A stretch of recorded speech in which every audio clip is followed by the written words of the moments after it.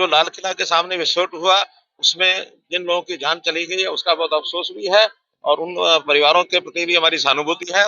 लेकिन दूसरी तरफ अगर ये कहा जाए तो बहुत बड़ा जो आगे की प्लानिंग में एक बड़ा घटनाक्रम जैसा जैसा आ रहा है पूछताछ के माध्यम से ऐसे आतंकवादियों से तो बच गया है, इसके लिए मैं प्रभु का शुक्रगुजार हूँ। भी अपने आप में बहुत दुर्भाग्यपूर्ण है। जो भी दोषी हैं उनको हर प्रकार का जो सख्त से सख्त दंड दिया जाए ताकि आगे जो है इस प्रकार की मन की स्थिति किसी की भी ना बने और इसके जो तार हैं बहुत दूर दूर तक जुड़े हुए हैं। फरीदाबाद में बैठकर आतंकी साजिश को रचने वाले सभी दोषियों को सख्त से सख्त दी जाएगी सजा। हरियाणा और केंद्र की एजेंसियों ने बड़े आतंकी संगठन का किया है पर्दाफाश।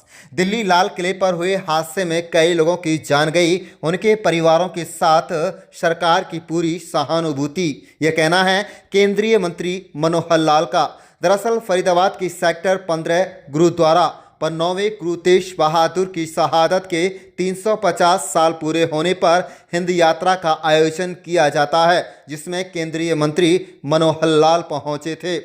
वहीं आपको बता दें कि फरीदाबाद की अल-फलाह यूनिवर्सिटी मामले पर केंद्रीय मंत्री मनोहर लाल ने कहा, एक बहुत ही बड़ा घटनाक्रम हम सभी के सामने आया है, जिसकी बहुत समय पहले से ही ये लोग तैयारी कर रहे थे, जिसका हरियाणा के साथ साथ केंद्रीय एजेंसी ने बड़ा पर्दाफाश किया है। सभी आतंकवादियों को सजा दी जाएगी। साथ ही उन्होंने कहा कि जो लाल किले पर हादसा हुआ, इस हादसे में जिन लोगों की जान गई उसके लिए हमें दुख है, उनके परिवारों के लिए हमें पूरी सहानुभूति है।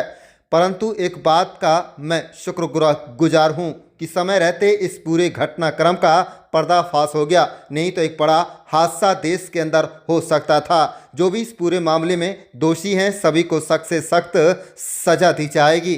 वहीं आपको बता दें कि बिहार चुनाव को लेकर भी केंद्रीय मंत्री मनोहर लाल क्या बोले, आप खुद ही सुन लीजिएगा।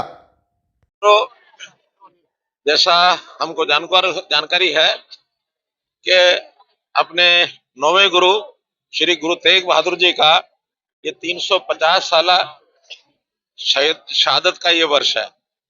सन 1675 में उन्होंने शहादत दी थी, जिस बात को 350 साल हो गए हैं और हम गुरु तेग बहादुर जी की शहादत को एक प्रकार से देश के लिए, धर्म के लिए, समाज के लिए उनका जो ये बलिदान था इसको हमेशा याद रखेंगे। और इस वर्ष विशेष तौर पर 350 साल जो कार्यक्रम है इसको भारत सरकार भी मना रही है और हरियाणा सरकार भी मना रही है। हरियाणा सरकार के नाते से 4 यात्राएं और इस उपलक्ष्य में निकल रही हैं। आज ये तीसरी यात्रा है। एक यात्रा पहली सिरसा जिले में रूड़ी से निकली थी, दूसरी शुरू हुई थी पंचकुला जिले में पिंजौर से, तीसरी आज ये फरीदाबाद से शुरू हो रही है और चौथी यात्रा सडोरा जिला यमुनानगर से ये शुरू होगी। और सभी यात्राएं 25 नवंबर तक कुरुक्षेत्र पहुंचेंगी और कुरुक्षेत्र में स्वयं प्रधानमंत्री जी वहां उपस्थित हो रहे। एक बड़ी सभा इस उपलक्ष्य में वहां आयोजित की जाएगी और गुरु साहब के इस बलिदान और इस शहादत की प्रेरणा सब लोगों को मिले, इसलिए बड़ी संख्या में लोग वहां आने वाले हैं। आज मुझे सौभाग्य मिला है ये जो तीसरी यात्रा फरीदाबाद से शुरू हो रही है इसको प्रारंभ कराने का, गुरु साहब से मुझे आशीर्वाद मिला है और मैंने भी गुरु साहब के सामने समस्त समाज की और कल्याण की, सर्वे भवन्तु सुखिनः सर्वदा भला, इस प्रकार की भावना से हमने भी प्रार्थना की है। और मैं मानता हूं कि गुरु साहब के आशीर्वाद से हरियाणा जैसे पहले तरक्की कर रहा है और आगे दिन दोगुनी रात चौगुनी तरक्की करेगा।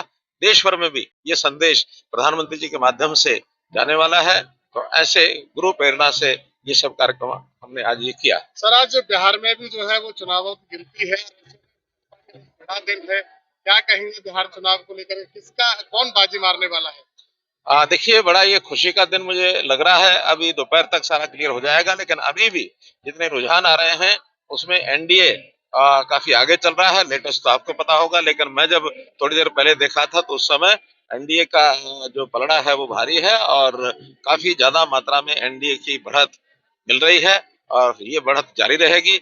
और दोपहर बाद जैसे रिजल्ट आने शुरू होंगे निश्चित रूप से एक पूर्ण बहुमत से, बल्कि और अच्छे बहुमत से और एनडीए की सरकार बिहार में बनेगी। और मुझे इस बात की भी बड़ा आनंद आ रहा है कि लोकसभा के चुनाव के बाद जब लोग उल्टी सीधी बातें करते थे, हरियाणा ने सबसे पहले भारतीय जनता पार्टी की जीत से तीसरी बार सरकार बनाई थी, उसके बाद महाराष्ट्र में बनी और उसी क्रम में आगे जो सरकारें बन रही हैं तो देश भर में एनडीए भारतीय जनता पार्टी इसका जो ग्राफ आगे बढ़ रहा है लंबे समय तक ये आगे बढ़ता रहेगा ऐसा मैं। सर फरीदाबाद इन दिनों हॉटस्पॉट बना हुआ है, आतंकियों को लगातार बहुत सारा जो है मटेरियल यहाँ से बरामद हो रहा है, आतंकी लगातार पकड़े जा रहे हैं, क्या कहेंगे इसको लेकर के? बड़ा एक षड्यंत्र फरीदाबाद बैठकर हो रहा था।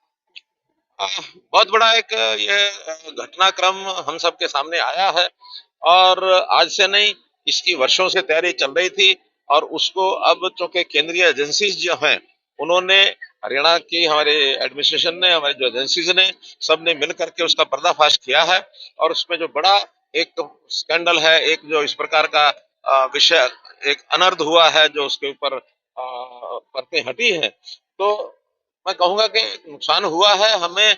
जो लाल किला के सामने विस्फोट हुआ उसमें जिन लोगों की जान चली गई है उसका बहुत अफसोस भी है और उन परिवारों के प्रति भी हमारी सहानुभूति है। लेकिन दूसरी तरफ अगर ये कहा जाए तो बहुत बड़ा जो आगे की प्लानिंग में एक बड़ा घटनाक्रम जैसा जैसा आ रहा है पूछताछ के माध्यम से ऐसे आतंकवादियों से बच गया है, इसके लिए मैं प्रभु का शुक्रगुजार हूँ। भी अपने आप में बहुत दुर्भाग्यपूर्ण है। जो भी दोषी हैं उनको हर प्रकार का जो सख्त से सख्त दंड दिया जाए ताकि आगे जो है इस प्रकार की मन की स्थिति किसी की भी ना बने। और इसके जो तार हैं बहुत दूर दूर तक जुड़े हुए हैं, जम्मू कश्मीर से भी जुड़े हैं, उत्तर प्रदेश से जुड़े हैं, दिल्ली हरियाणा से तो जुड़े ही हैं। तो ऐसे लोगों की जो छुपने की जगह है और ऐसे जो घटनाएं करने के जो स्थान है उन स्थानों पर भी सख्ती से कार्रवाई की जाएगी। जो यूनिवर्सिटी है इस यूनिवर्सिटी के बारे में हर प्रकार की जो छानबीन की जा रही है कि यूनिवर्सिटी कब बनी, किस मकसद से बनी, कौन इसको चला रहे थे और क्या क्या इसके अंदर घटनाक्रम हो रहा था, ये सब एजेंसीज के माध्यम से पूरा किया जा रहा है। सर व्हाइट कॉलर टेररिस्ट बनते हुए जा रहे हैं, डॉक्टर जिनके ऊपर जिम्मेदारी होती है वो ही कहीं ना कहीं जानलेवा साबित हो रहे हैं। तो मैंने कहा ना कि एजेंसीज इस समय छानबीन कर रही हैं, कोई भी किसी प्रकार का आतंकवादी हो उस घटना जो हुई है या इस प्रकार के दोषी लोगों के खिलाफ सख्त कार्रवाई की जाएगी, कोई भी बचने नहीं दिया जाएगा। धन्यवाद।